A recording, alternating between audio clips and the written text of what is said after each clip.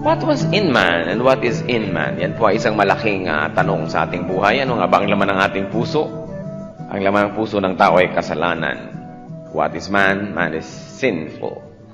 And what is in man? Man is hopeless. But Jesus became flesh to mount the greatest rescue of all times. Man's rescue from Satan and from himself. One of the most important studies of Scripture. One of the most important subjects of the Bible. At ang pamagat, your second and last chance. The whats and whys of being born again. Panginoong Diyos, humihiling kami ng mensaheng mauunawaan namin. Bigyan mo po kami ng kakayahan na makita, marinig ang katotohanan. At ang katotohanan ito, Panginoon, maipamuhay namin. Liban na kayo'y magpakilala, hindi namin kayo maaabot, Panginoon. So ang aming pong hiling, allow us to see you. Allow us to hear you. Allow us to understand your deep and beautiful thoughts. Payagan niyo po kami, Panginoon. Patnubayan, bigyan ng kakayahan na maunawaan kayo. Be our speaker today, O Father. We come to you searching for the truth. You are the truth, O God. Lead us, teach us, enable us.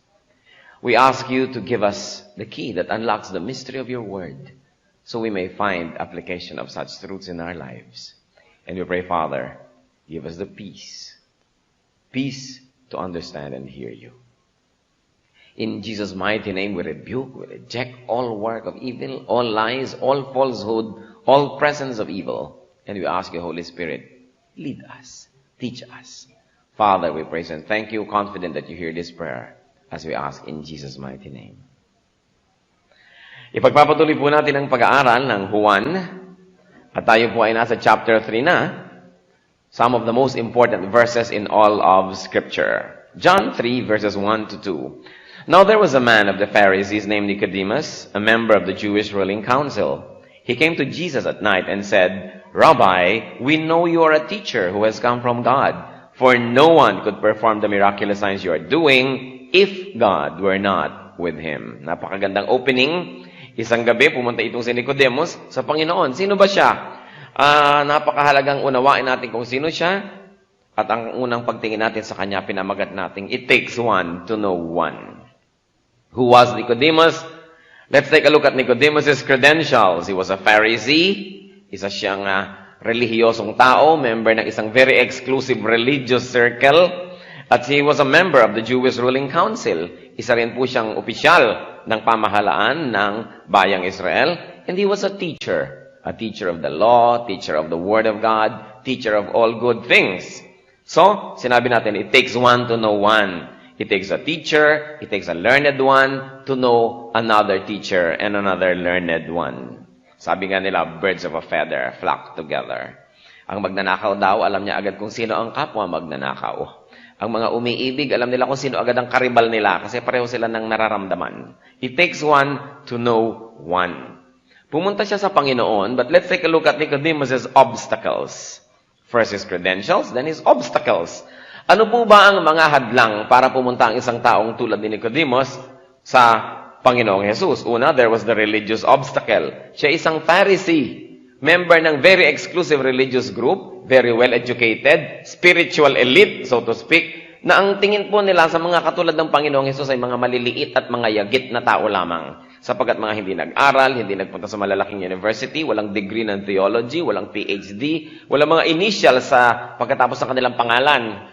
Kaya nakikita po natin na ito isang malaking obstacle sapagkat ang official stand ng temple about the Lord Jesus then was that Jesus was a cult. Alam niyo ba na ang Christianity nung araw, ang tawag dyan ay kulto?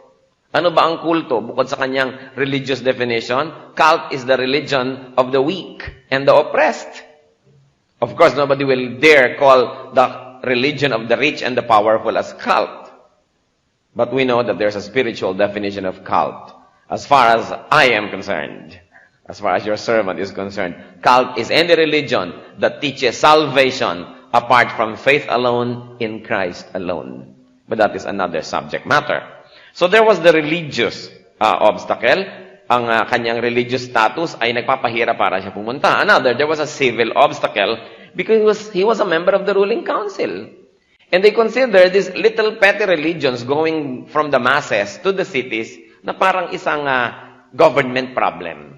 Alam niyo po, ang Israel ay napakaraming rebellion, napakaraming niyang gulo. Kaya ang Roman government, which had colonial power over Israel at that time, was allergic to this kind of movements. Ano pa? There was the social obstacle because obviously Nicodemus came from the elite. Mga mayayaman, mga high society. So kasama na dyan ang economic obstacle at ang intellectual obstacle. All of those obstacles were there. Parang why go to the house of someone who is beneath you, socially speaking? Baka naman intellectually, mas superior sa kanya, mas edukado. Ba't ako pupunta sa isang anak lang ng karpentero, isang hamak na probinsyano? These were the difficulties that Nicodemus had to face. And you know, brothers and sisters and friends, even now, this can become obstacles.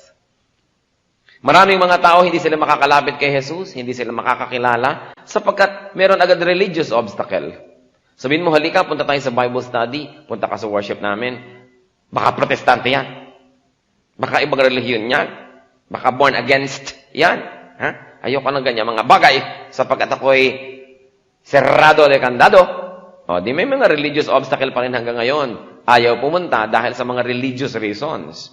Meron ding civil obstacles and social and economic and intellectual. Sabihin, English ba mga kanta nyo? Baka Tagalog. Ayoko kasi Inglesero ako. Kasi pa-rich ako Di ba? Pa-social ako Baka naman hindi mga galing sa Broadway ang mga tugtog nyo. Ayoko lang ganyan. O baka naman mahihirap ang mga member dyan. Baka mga nakadaster at may mga kaliskis ng isda sa binti. No? Ayoko ng ganyan. It can also become an obstacle. Baligtad din naman. Yung mga kapwa naman natin mahirap, baka sabihin, pang mayaman yata yung church na yan. Ayoko dyan. Mayayaman lang nagpupunta dyan. Lahat ng mga babae nagpupunta dyan. Nakatis. Ang lalaki ng mga hikaw, ganggasantol, parang nakaka-inferior. It can become an obstacle even now. It's an issue. But you know, Nicodemus went. And let's take a look at Nicodemus' moves.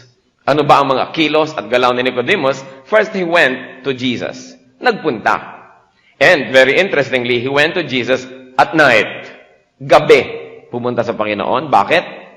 Para kaya hindi siya mabisto ng high society. Para hindi kaya siya makita ng ruling council. Para hindi mga ibang kanyang social and religious position. Pwede yun. Pwede rin naman na talagang gusto niyang matuto. Pumunta siya dahil alam niya sa gabi walang makakaabala. Wala nang ibang pupuntahan ng Panginoon. So they can concentrate on talking with each other very deeply. Hindi sinabi ng scripture ko alin ang dahilan. Maaaring pareho. But he went to Jesus at night. What else were his moves? He called Jesus Rabbi. A teacher. So niya, maestro, sir, teacher. Anong ibig sabihin nun? Siya ay nagpapasakop na agad. Kinikilala niyang mas mataas kaysa sa kanya, o at least kinikilala niya, at least karanggo niya dahil siya din teacher. But, it was very, very unique. He called Jesus Rabbi, he called Jesus a teacher, and he called Jesus a teacher from God. A teacher with God, because God was in him. Sabi, kung hindi po kayo niluluko ba ng Diyos? Kung hindi kayo nanggaling sa langit, hindi nyo naman magagawa ang mga himalang naobserbahan kong ginagawa nyo. Kaya nga ako naniniwala dahil sa mga miracle na yan. So kayo isang guro, isang manunuro na galing sa langit. At what else did he do? In his moves, he declared his faith on Jesus. That his faith was won and affirmed by Jesus' miracle. Sabi, nananampalataya po ako, naniniwala ako sa nakita kong mga himala nyo. And even now, brothers and sisters, miracles are important sa pagpapatoo kung sino si Jesus. Mga miracle na hindi na kayo maglalakad sa tubig o yung tubig ginagawa niyong alak, kundi yung miracle na nakita ng ating mga kasambahay, mga kaibigan, kakilala, na nagbabago tayo. Meron pa bang higit na dakila sa miracle sa isang dating bognuti na ngayon ay hindi na? Sa isang dating napakaraming mga kulasisi na ngayon naging tapat sa kanyang asawa? Sa isang dati nag-uuwi ng mga papel sa office, tinanakawan ng paperclip ang opisina. Tapos ngayon, hindi na niya ginagawa. Anong himala pang higit kaysa dyan? Kaya hanggang ngayon, ang mga tao naghahanap pa rin ng himala. At dahil sa himalang nakikita nila sa ating buhay, natutulungan silang manampalataya sa Panginoon. Pag binaligtad nyo yun, dahil wala naman silang makitang kahanga-hanga, kaya rin nila ayaw pumunta. Sasabihin nila, kung katulad mo lang naman na magiging mga kalagayan ko, huwag na. Huwag mo na akong yayain sa Bible study na yan, o sa church na yan, o sa fellowship na yan. Hanggang ngayon, mahalaga pa rin ang mga himala. Ipagpatuloy natin ang pagbabasa sa napakagandang kasaysayan. John 3, verse 3. In reply, Jesus declared, I tell you the truth, no one can see the kingdom of God unless he is born again. A very important phrase, born again. Akala nung iba, yung pagiging born again ay isang bagong uso. Uso lang yan. Lilipas din yan na parang lagnat. Ano na namang bagong pakyut ng mga tao yan. Ano na namang bagong moda yan. Hindi po siya bago, siya ay luma sapagkat ang Panginoon mismo ang nagsabi. Nagmumukha lang bago, palabas at hindi itinuro ng relihiyon ng ketagal-tagal. Ngayong nabubuklat na natin ang Biblia at hindi na pwedeng ipagkait sa atin, lumalabas ang totoo, nagmumukha tuloy bago ang luma. Sabi ng Panginoon, no one can see the kingdom of God unless he is born again. Pambihirang mga usapan ito, parang battle of wits. Pagpasok ni Nicodemus, Rabbi, I know that you are a teacher from heaven because of the miracles. I believe in you. Sagot naman si Panginoon, I tell you the truth. No one can see the kingdom of God unless he is born again. Wala malamang good evening ito. Wala malamang kumukumustahan. Kung meron man, hindi in-record. So, we have taken a look at Nicodemus. Now, let's take a look at the one and only. Tatawagin natin siyang the one and only. Lahat ng may kinalaman sa Panginoon. The one and only kingdom of God. At sa kingdom of God, dalawa yung mahalagang words, kingdom and God. Let's take a look at God. That God was Jesus Himself. That Jesus Himself was God. At nabasa na natin sa John 1:1, in the beginning was the Word, and the Word was with God, and the Word was God. And in verse 14, the Word became flesh and made His dwelling among us. We have seen His glory, the glory of the one and only, who came from the Father, full of grace and truth. So pag sinabi yung kingdom of God, God refers to the divine, the deity, the Savior, the Word who became flesh, Jesus Himself. And what about the kingdom? Kingdom. What does kingdom mean when it is used here in the story? It is God's visitation, God's presence and indwelling, God's salvation, God's empowerment and infilling, God's rule, God's governance. In other words, the kingdom is not a territory. It's not bound by east, west, north, south. Ang kingdom of God ay yung pagdating ng Diyos, yung presensya ng Diyos, yung kaligtasang ibinibigay ng Diyos, yung pagbibigay ng kapangyarihan, at yung tayo'y pinupuno ng Diyos ang kanyang kaluwalhatian, yung kanyang pangunguna sa ating buhay, yung kanyang pamamahala sa ating mga concerns. This is the kingdom of God. Jesus Christ is the kingdom of God. Kaya sabi sa Matthew 3:2, repent, for the kingdom of heaven is near. Yan ang sinasabi ni John the Baptist. Repent, for the kingdom of heaven is near. Pagkatapos ang ibig niya sabihin, eto na si Jesus, kasunod ko na siya, follow Him. He must increase, I must decrease. So, God's kingdom, the kingdom of God, is the presence, the visitation of Jesus. The empowerment, the infilling, the rule of Jesus in people's lives. That is the kingdom of God. Now, let's take a look at the opening to the kingdom of God. Paano ba nabubuksan yan? At ang mahalagang word, see. Sabi ni Lord kay Nicodemus, no one can see the kingdom of God unless he is born again. So how to see the kingdom of God is very important. How do you see the kingdom of God? First, look at Jesus. You hear, read the Bible, you search for Jesus everywhere. Look for Jesus if you want to see the kingdom of God, because He is the kingdom of God. And then, recognize Jesus. How do you recognize Jesus? Recognize Jesus as the teacher from God, like Nicodemus did. Recognize Jesus as the teacher with God. Recognize Jesus as God. Sabi niya, kung hindi galing sa langit, hindi po magagawa ang mga ginagawa ninyo.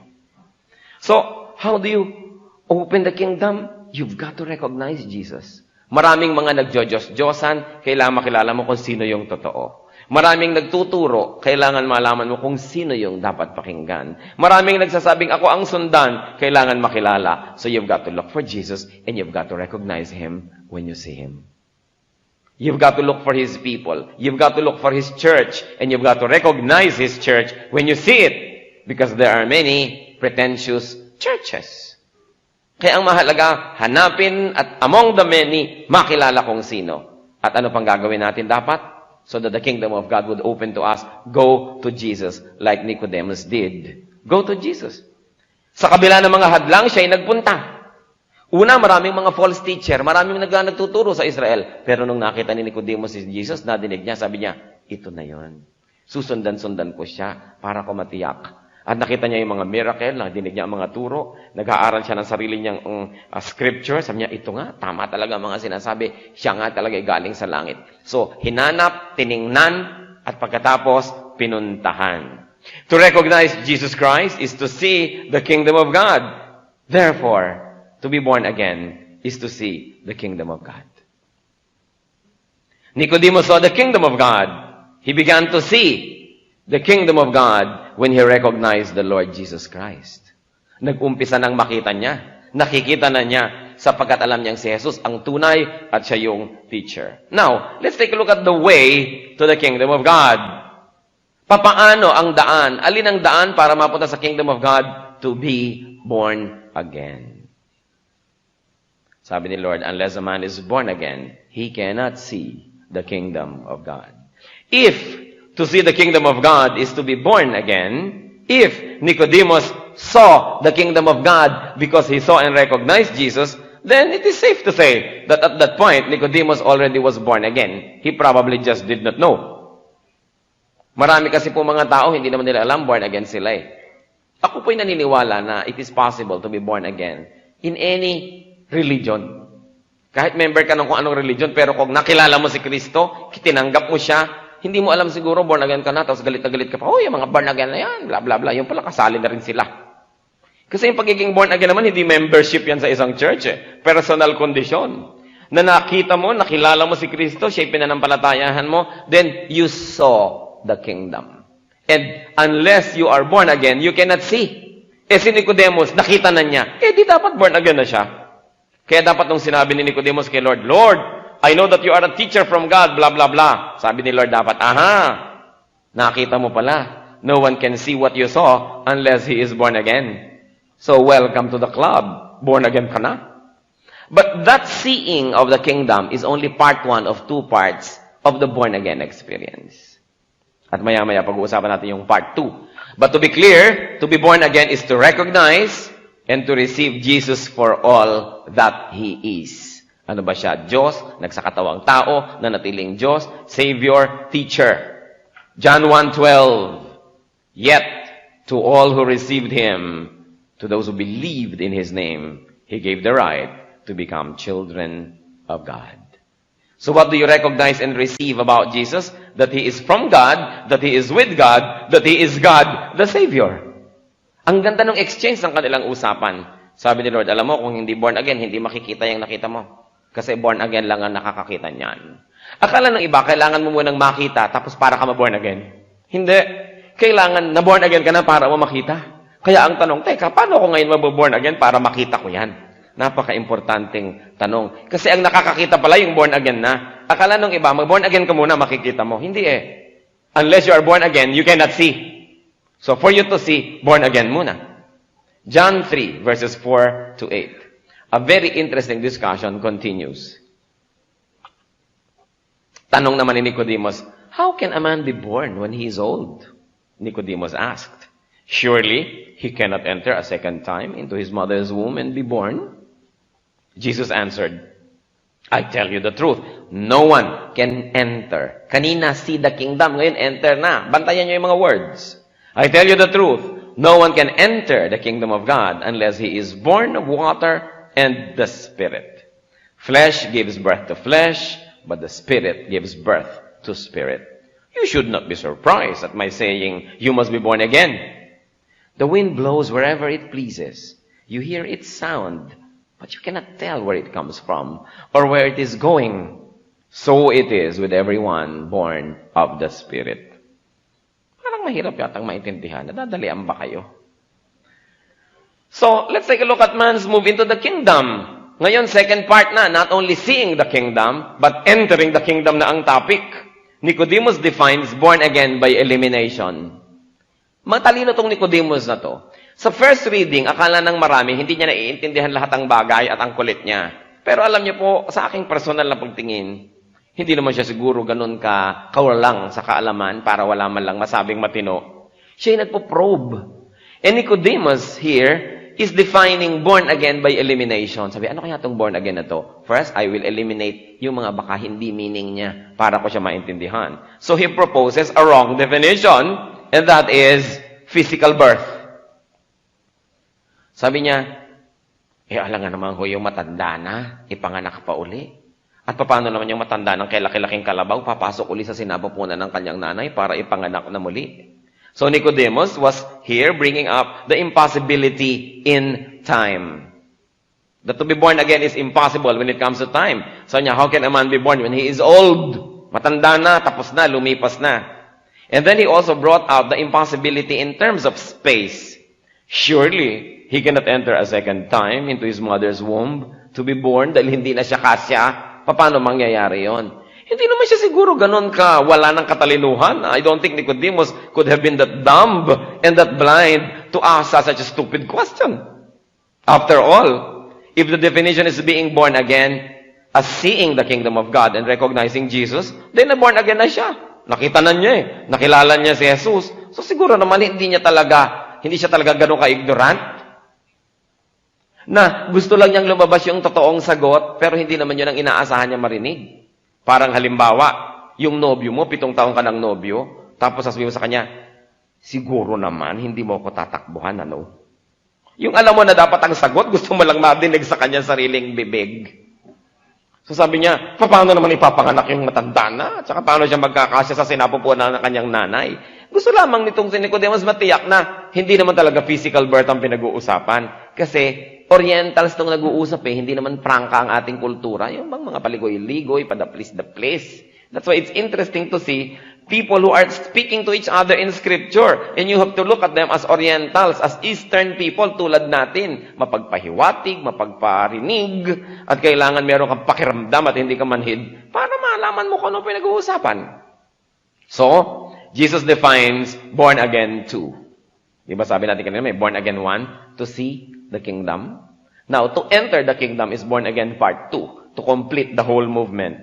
And the Lord defines born again 2. By the way, invento ko lang yung born again 2. Baka naman hanapin nyo sa Bible yan, mabibigo kayo. No? Pero kanina nakalagay kasi see, tapos ngayon enter, di 1 and 2. Process na 2 steps. No? So he defines born again 2 by elimination. That it is not physical. Sabi niya, alam mo, flesh gives birth to flesh. Iyang laman, ang ipapanganak lang niya na laman din, kaya hindi laman ang pinag-uusapan natin dito dahil kahit 1,000 beses kang ipanganak ng nanay mo, mapapagod lang siya, pero tao ka pa rin. Hindi yan ang born again experience. So the Lord defines born again too by substitution. Very crucial, very important. Through metaphor, through symbolism. Sabi niya, man is born again by water.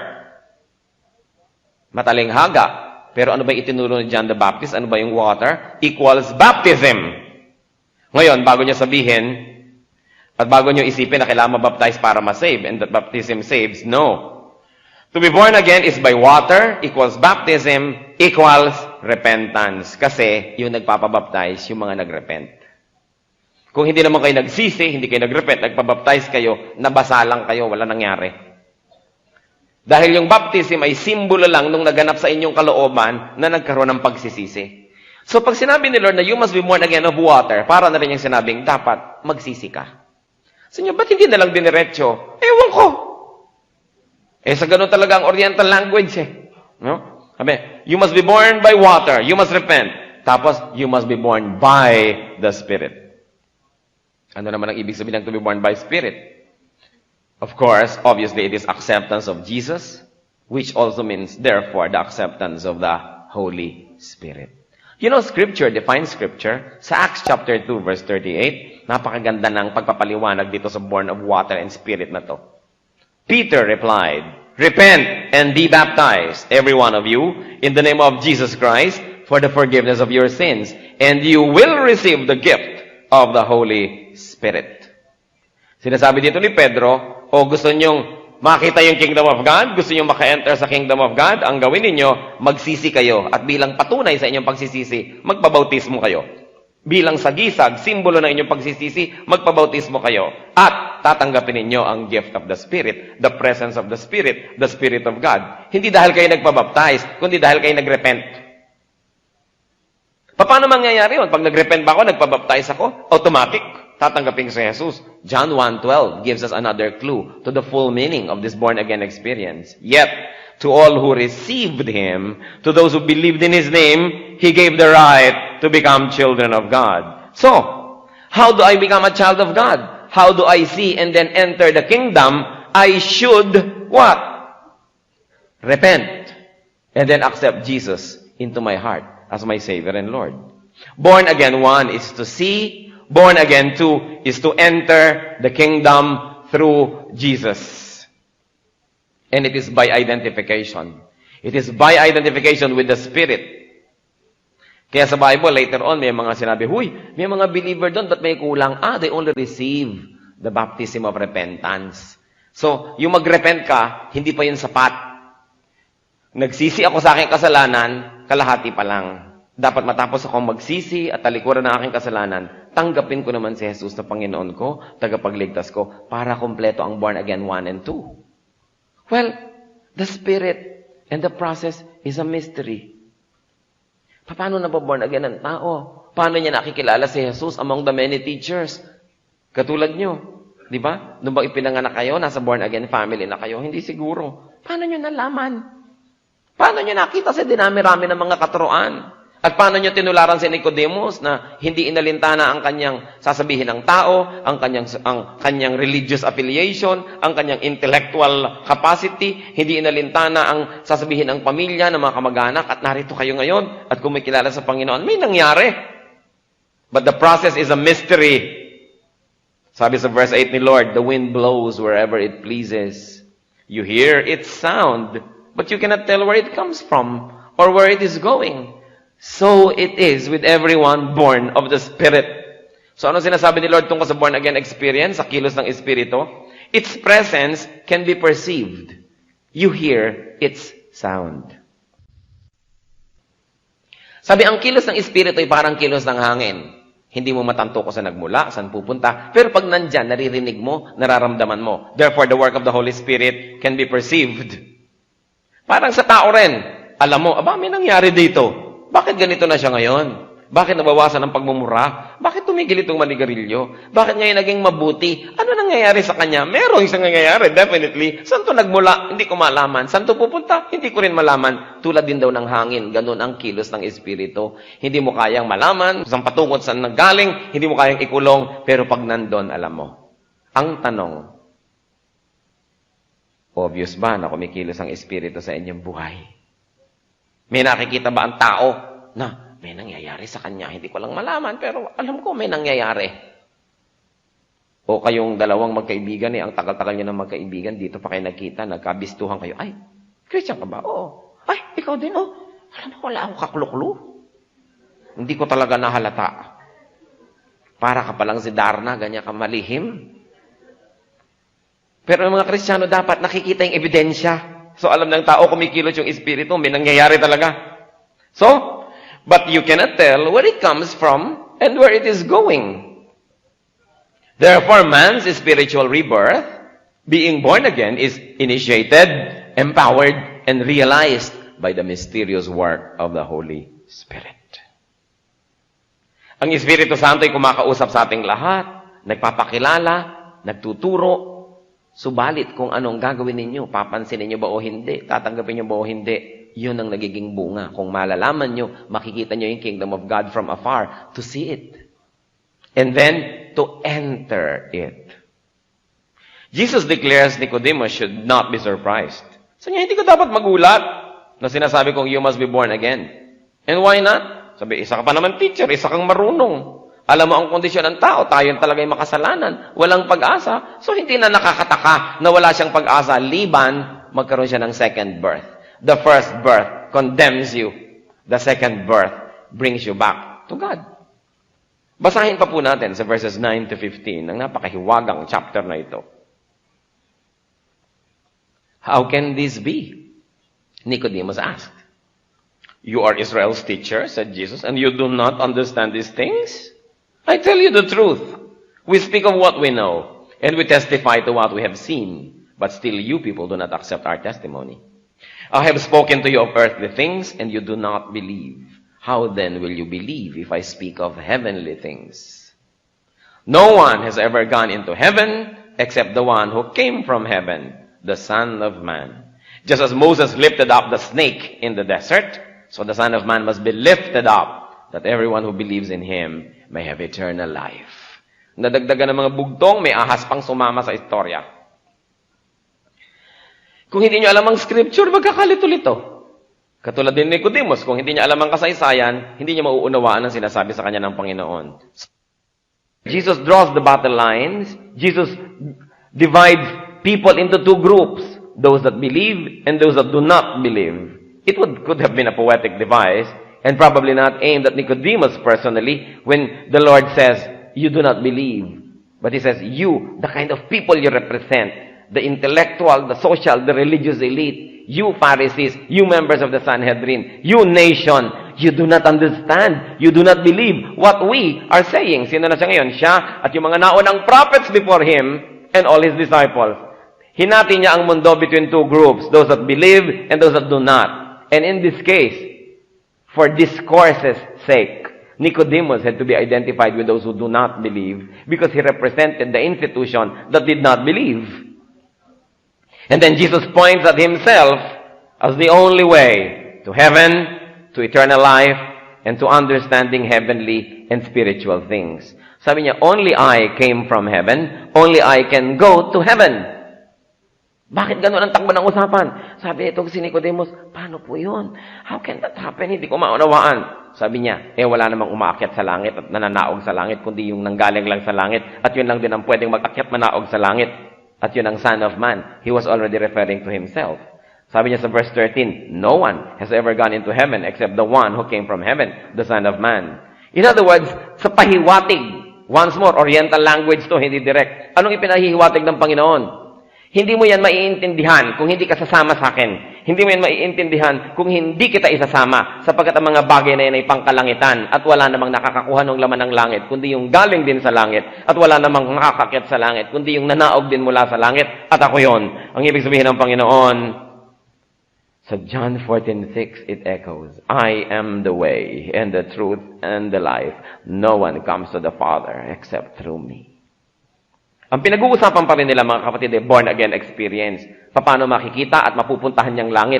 How to see and enter the kingdom. And Jesus says, what I'm talking about are heavenly things. Huwag kang magtakang hindi mo maintindihan kasi taga-earth ka.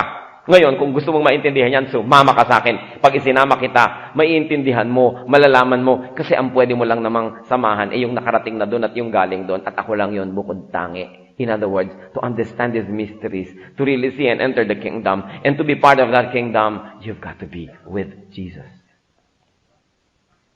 Liban, nasa Kanya tayo sumama. Kahit ano patiwati-warik at pasirko-sirko ang gawin mo, hindi mo kaya maintindihan yan. Kahit meron kang 3 PhD sa philosophy, kahit ang tali-talino mo sa pamantayan ng mundo, hindi mo kayang maintindihan. Because flesh gives birth to flesh. Spirit gives birth to spirit. Sabi ng Panginoon, iyang laman lang. Yung espiritu. Ang pinag-uusapan natin, mga bagay na may kinalaman sa espiritu. So, dapat lampasan mo yung laman. Lampasan mo yung utak. Lampasan mo ang karunungan ng tao. Kailangan ka maging espiritual. At ang bagay na yan ay hindi nakakamit sa sariling sikap. Yan ay pinagkakaloob ng Diyos. Ang malalalim na bagay, ang pag-unawa ng mga bagay ay hindi nakukuha lang sa pag-aaral. Yay ipinagkakaloob. It is revealed. Great things are never learned. They are revealed. Kaya ang mahalaga sa tao, nakabukas ang mata, nakabukas ang tenga, willing makinig. Kahit ang naririnig niya, labag sa dati na niyang pinaniniwala at alam. Kahit labag sa kanyang tradisyon. Kahit labag sa sinasabi ng kanyang lola. Sapagkat ang Panginoong Diyos ang nagsasabi, willing kang makinig. At pag nakinig ka, lalo kang bubukas para marinig ang mas marami pang bagay. Kaya kayo narito ngayon. Kaya kayo tumatawag sa sarili niyong Christian, kahit na marami kayong bagay na tinalikuran, sapagkat ipinagkaloob sa inyo, inyong naunawa at tinanggap. Kaya kayo ngayon ay mayroong paninindigan. Spiritual things come from above. At ano pang sinasabi ng Panginoon? In other words, faith in me brings eternal life. Faith in me brings salvation.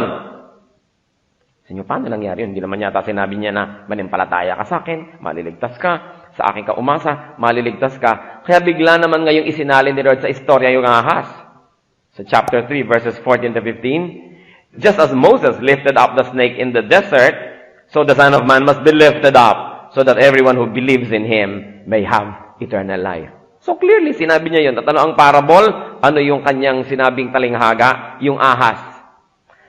Alam niyo po yung mga tao nung araw sa Israel, nung sila naglalakbay from Egypt to the promised land, ang titigas ng ulo nila, ipinatuklaw sila ng Diyos sa katakot-takot na ahas. Sa Numbers 21, verses 4 up to 9. They traveled from Mount Hor along the route to the Red Sea to go around Edom. But the people grew impatient on the way. They spoke against God and against Moses and said, "Why have you brought us up out of Egypt to die in the desert? There is no bread, there is no water, and we detest this miserable food." Yung sinasabi nilang sinusumpa nilang pagkain, yung manna na nanggagaling sa langit, ha? Then the Lord sent venomous snakes among them. They bit the people, and many Israelites died. Dapat ganun din eh. May mga cellphone, tuklawin ng ahas, no? Pag tumutunog ang mga cellphone nyo, pag nag-worship at nang maalala nyo, patayin yan. Sa bagay, naglagay tayo talaga ng mga ulupong dyan sa ilalim ng silya para kayo tuklawin ang mga matitigas ang ulo. The people came to Moses and said, "We sinned when we spoke against the Lord and against you. Pray that the Lord will take the snakes away from us." So Moses prayed for the people. Tumatitigas ang ulong tao na ito, nagsasalita ng masama laban sa Diyos at laban sa lingkod ng Diyos. Kaya sila pinadala ng ahas. Ngayon pupunta-punta na naman sa lingkod ng Diyos. Pag-pray mo naman na mawala na yung mga ahas. Ito namang Moses, lingkod nga ng Diyos, pinag-pray. So he prayed for the people. The Lord said to Moses, "Make a snake and put it up on a pole. Anyone who is bitten can look at it and live." So Moses made a bronze snake and put it on a pole. Then when anyone was bitten by a snake and looked at the bronze snake, he lived. So sabi, sige, gumawa ka ng ahas-ahasan dyan na metal at ilagay sa isang parang poste. Itaas. Lahat ng matuklaw ng ahas, tumingin doon. Sa ahas din na naroon. At pag tumingin sila, sila'y gagaling. Kaya ito yung naging symbol ng medisina. Di ba yung ahas na nando sa poste? Symbol ng medisina. Kasi nga, pagagalingin ka nga dapat. Tapos nang makita mo yung medical bill, namatay ka ulit sa heart attack. Anyway, gumaling ka naman sandali. So, anong nangyari dito sa mga makakasalanang tao na to? Sinful people are judged, but they were saved when they looked. So, look, you see the kingdom. Anong kinalaman ng parang ahas na yun na nakapulupot doon sa poste at nakataas? Ang nananampalataya sa darating na Kristo. Ang nananampalataya sa darating na tagapagligtas. Hindi yung ahas ang nakikita nila, but it is only a symbol of the coming Messiah who was going to be crucified. Wala nang iba kundi si Jesus. Kita nyo kung gaano kagaling ang Bible, libu-libong taon pa, panahon pa ni Moses, may mga symbol na nung gagawin ng Panginoong Jesus. So that snake symbolized and prophesied Jesus on the cross. Kaya huwag kayong masyadong takot na takot sa ahas na akala mo siya ginawa ng demonyo. Ang demonyo walang ginawa. Ang Diyos ang gumawa ng lahat ng bagay. So, kita nyo, naging symbol din ni Lord yung snake. Tulad ng lion, sinasabi natin, the devil rolls around like a roaring lion. Pero si Lord yan ay tinatawag na Lion of Judah. The Lord owns everything. Walang property si Satan. Kaya yan ang sa ating ginagawa sa cultural redemption. Alangan namang ibigay na natin kay Satanas yung tugtog, yung sayaw, yung music, yung lahat ng bagay. Dahil sasabihin natin, kanya na. Wala siyang pag-aari. Ang lahat ng yan ay sa Diyos. Even the snake, even the lion, nagiging symbol pa ng Panginoon. Ang lahat ay sa Diyos. Kailangan lang salain sa dugo ni Kristo, linisin, at ialay muli sa Diyos ang lahat ng bagay. So, in other words, very indirectly, the Lord was saying, you want to see the kingdom? You have sinned na. Because if you have not seen it, you will not come here. But you want to enter the kingdom? Para may born again part 2 ka? This is it. You've got to be born of water and of spirit. Ibig sabihin, mag-repent ka, magpabaptize ka as a symbol of that repentance, and then receive the Spirit. When you receive me, you receive the Spirit. Because as many as received Him, who believed in His name, He gave the right to become children of God. Sabi ng John 1:12. At napakahalaga po yung faith in Christ to be saved. Sasabihin ng mga iba, yung mga hindi born-again Christians or hindi sila evangelicals, ang yabang nyo naman, kala mo kailangan saved. Kami din naman we believe in Christ. We have faith in Christ. Pero ang tanong, mga kapatid, ang tunay na pagiging born-again, ang tunay na pagiging saved is faith alone in Christ alone. Faith alone in Christ alone saves. Napaka-importante nung alone. Ulitin nyo nga sa katabi nyo yan. Faith alone, in Christ alone, saves. Go. Kasi maraming mga tao may faith also. Pero hindi faith alone. Kasi merong works. So dapat faith alone, not works. Yung iba, nananampalataya naman kami. Pero para makatiyak, kailangan na rin kami budburan ng tubig pagka kami namatay. Kailangan na namin gawin ito. So kailangan din kami magsuot ng mga ganitong suot. Kailangan kami mag-ayuno. Kailangan namin ipako ang aming sarili. Hampas-hampasin ang aming mga sarili. Kailangan magpunta kami sa malalayong dako at pumunta sa iba't ibang bahay dalanginan to earn points. In other words, hindi faith alone. Kasi faith plus works. Oo, nananampalataya kami sa ginawa ni Jesus, pero dadagdagan namin, susuplementa namin para tiyak. In other words, hindi ka talaga nananampalataya. Kung meron kang iniinom na gamot para sa iyong sakit, pagkainom mo, sabi nananampalataya ako sa gamot na ito talaga ang magpapagaling sa akin. Pagkainom mo, sabi mo, teka, iinom pa ako ng iba para sigurado. Ibig sabihin, hindi ka naniniwala, hindi faith alone. Dadagdagan mo pa. Sa Ephesians 2, 8 and 9, For it is by grace you have been saved through faith. And this is not from yourselves, it is the gift of God, not by works, so that no one can boast. Pananampalataya lang, grasya lang, kaya kayo naligtas, hindi galing sa inyo, hindi na pagtatrabahuhan, hindi kinikita, at nang sa gayoy walang makapagyabang. Not works. So faith alone. At ano pa? In Christ alone. Not on anyone else. It is important. Yung iba, ang yabang naman yung mga born again na yan. Naniniwala din naman kami kay Jesus. Oo. Pero si Jesus lang ba? Hindi siyempre. Naniniwala din kami sa kanyang mga kamag-anak. No, naniniwala kami sa kanyang mga lola at mga kung sino-sino. Naniniwala din kami sa pwedeng mga makatulong sa kanya na kung sino-sino. Pagkabuntis ako, siyempre, dito ako magdadasal. No? Pag magsasaka ako dito. Pag karpentero ako, doon. Pagka ako kartero, dito ako magdadasal. Pag ako'y nagbibiyahe, dito ako magdadasal. Siyempre, we believe in Christ. Pero kaya ba naman niya lahat yan? Baka naman hindi kami asikaso. So, lilipat kami, tatawag kung kani-kanino. At saka baka hindi siya sobrang mabait. Kailangan lumapit kami sa mga padrino. Kasi sabihin namin, sige na, ipag-pray niyo po kami, ale, sa kanya. Ilapit niyo naman ho kami. Baka kami kung lumapit, hindi kami pansinin. Hindi kami naniniwala sa kanya lang. At kayo natatawa, siguro ganun kayo, no? In other words, in Christ alone, not on anyone else. Kasi nakakalito yung we believe in Christ. Marami naman nun eh. Pero sabihin nyo, faith alone, Christ alone, hindi naman. Doon po naiiba ang katotohanan. The moment na hindi yan Christ alone, meron kayong ibang Diyos-Diyosan. Meron kayong ibang tinatawagan, meron kayong ibang inaasahan, na iinsulto si Kristo. Hindi pa pala niya kaya. Parang halimbawa, kayo ay manganganak, at nandyan ang inyong husband para kayo tulungan, nakita niya, may mga 5 maton pa dito. Bakit? Tutulong sila, baka hindi mo kaya ako eh. Nakaka-insulto naman sa asawa niyo yon, di po ba? Lalo sa Diyos, na lumikha sa atin, namatay para sa atin sa krus. Tapos sasabihin niyo, hindi ka enough. Kailangan, may padrino pa. Baka mamaya, kung ako lang dumiretso, pahiyain mo pa ako. So, lalapit ako kung kanino para makatiyak. Dahil hindi ako nakakatiyak na mabuti ka. Pero ito, nakakatiyak ako kung mabuti siya, hindi niya ako ipapadehado. So, nag-ipangayon mukhang hindi mabuti ang Panginoon. Tapos kung kanino ba tayo lalapit? So, mga kapatid, yung sinasabi ni Kristo, wala namang nanggaling sa langit kundi ako eh. At walang makakapunta dyan kundi ako lang. So kung gusto niyo magpunta dyan, ako lang ang pwedeng asahan. Faith alone in Christ alone. Kailangan clear.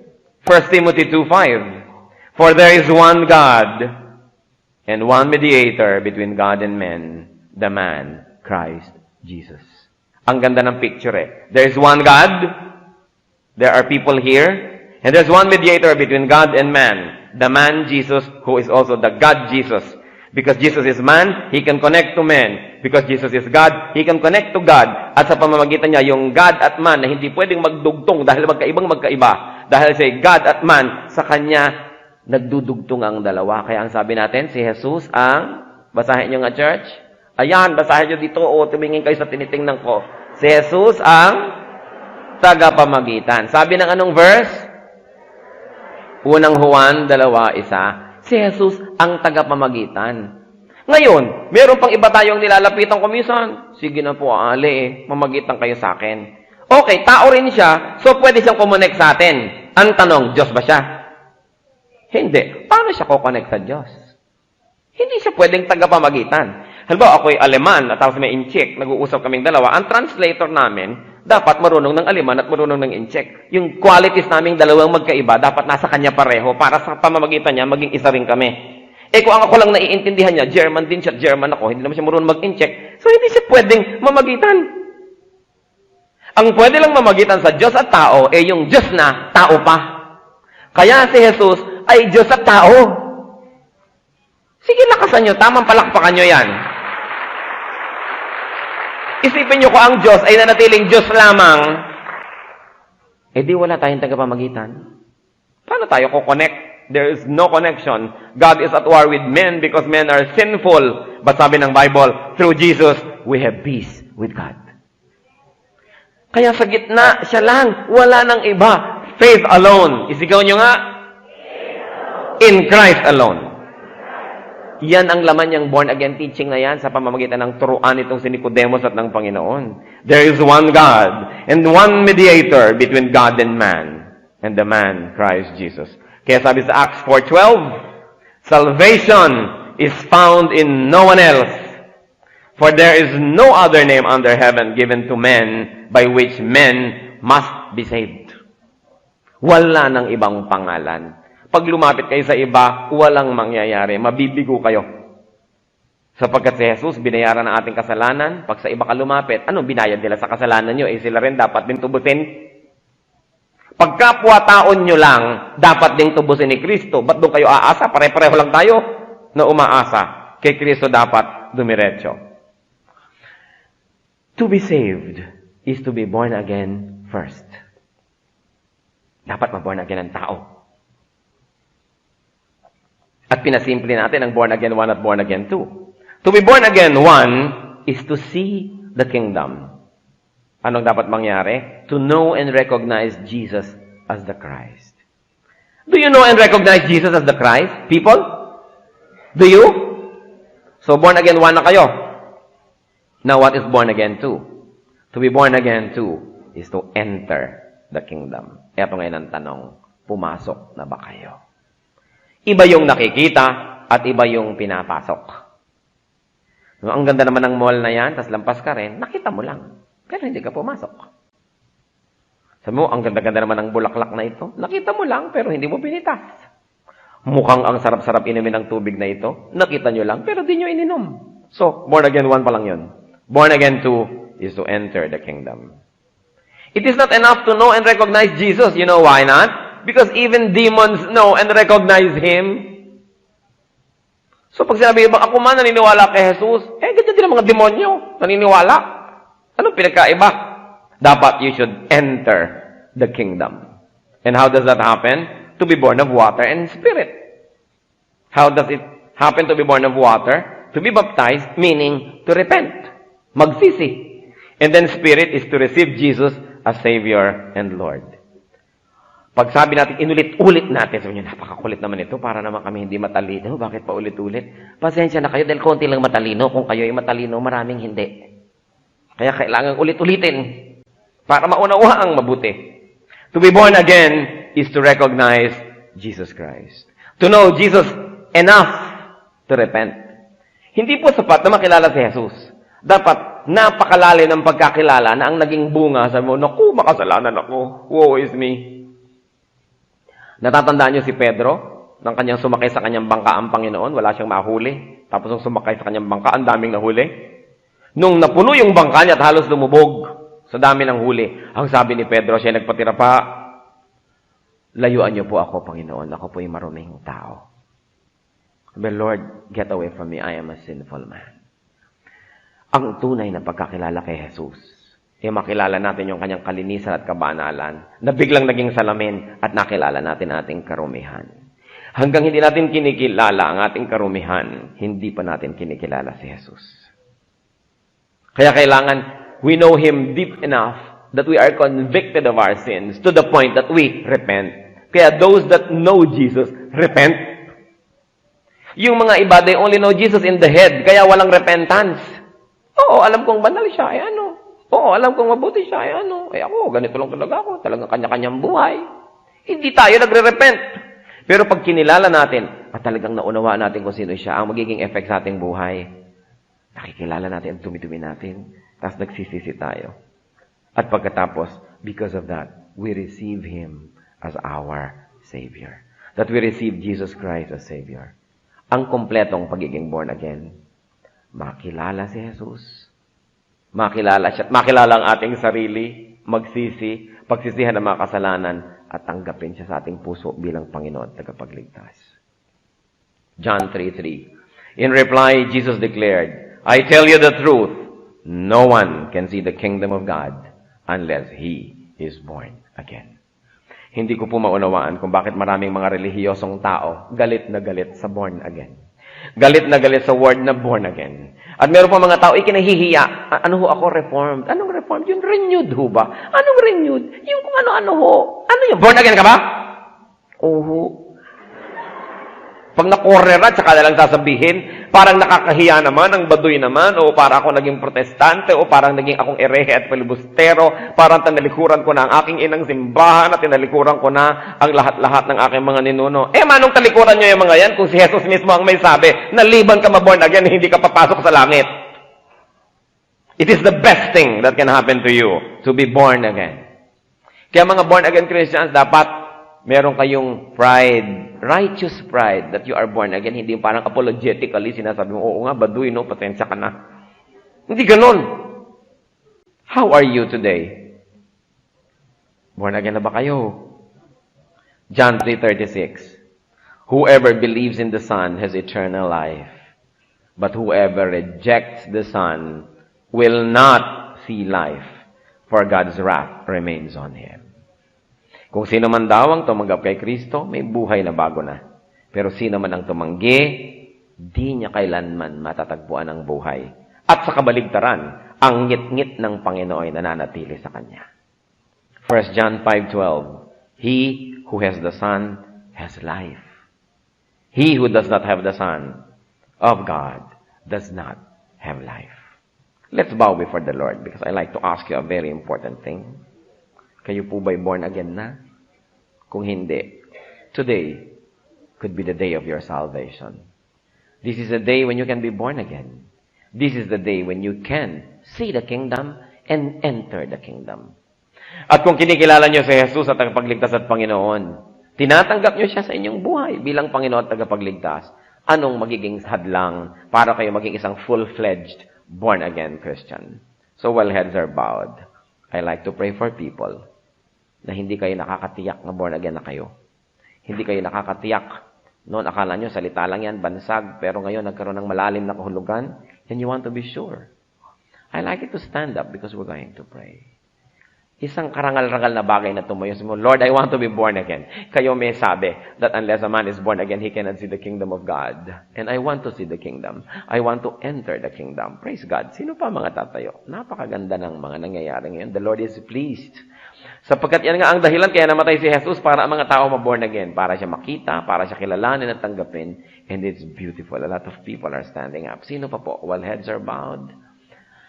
Nais ko kayong ipanalangin at tayo ngayon ay dudulog sa Diyos. Sumama kayo. Napakaganda nito. Huwag kayong mahihiya. Hindi nakakahiya na tanggapin ang alok ng Panginoon. Hindi kayo malulugi na tinatanggap natin si Kristo. Sa ilang saglit ng katahimikan, why don't you pray to the Lord? Manalangin po kayo. Sabihin nyo kay Jesus na kinikilala nyo siyang Panginoon at tagapagligtas. At sabihin nyo sa Kanyang tinatanggap nyo siyang Panginoon at tagapagligtas.